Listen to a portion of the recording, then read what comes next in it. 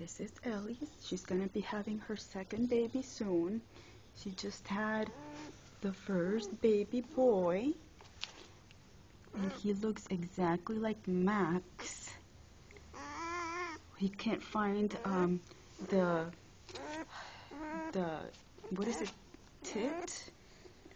He's having trouble finding it, but I guess it'll take some time. We have to keep him warm. What we did was warm up some socks with rice.